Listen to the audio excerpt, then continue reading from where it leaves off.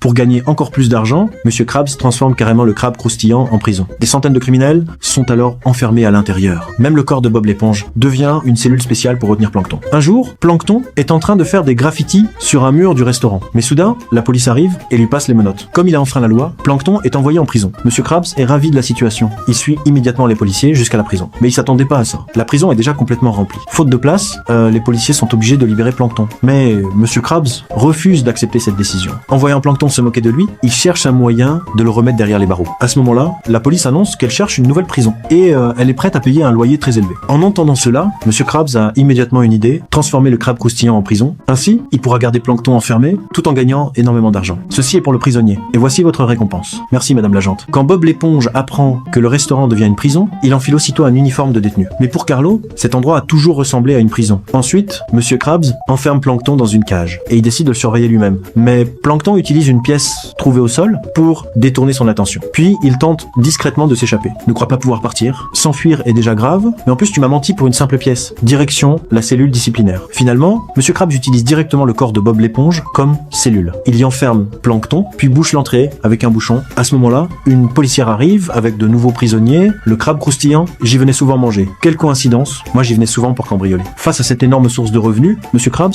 accepte immédiatement. Il demande alors à Bob l'éponge de commencer les travaux de transformation. Peu après, Monsieur Krabs revient vérifier les résultats, mais il découvre que les prisonniers sont attachés avec des chaînes partout dans la salle. Les clients sont complètement surpris. Monsieur Krabs leur explique alors qu'il s'agit d'un nouveau restaurant sur le thème de la prison. Il lance même un menu spécial, le pâté de crabe version cellule, et offre des menottes en jouet gratuitement. Cette nouvelle idée originale attire rapidement beaucoup de clients. Plus tard, Monsieur Krabs retourne voir Plankton. Courage, prisonnier, je t'ai trouvé une nouvelle cellule. Cette fois, Plankton est enfermé dans une bouteille transparente. Et juste devant ses yeux se trouve la recette secrète du pâté de crabe. Pendant la nuit, Bob l'éponge distribue le courrier aux prisonniers. Pendant ce temps, Plankton continue de subir les mauvais traitements de Monsieur Krabs. Soudain, la police lui annonce que sa peine est terminée. J'espère que tu trouves que ton argent en valait la peine. Mon argent? Qu'est-ce qu'il veut dire par là? Plankton se retourne alors et découvre que tous les prisonniers vivent dans des chambres luxueuses. Monsieur Krabs reste complètement choqué. En réalité, il leur offre non seulement des pâtés de crabe gratuits, mais il demande aussi à Bob l'éponge et Carlo de satisfaire tous leurs besoins. En voyant cette scène, Monsieur Krabs entre dans une colère noire. Il frappe violemment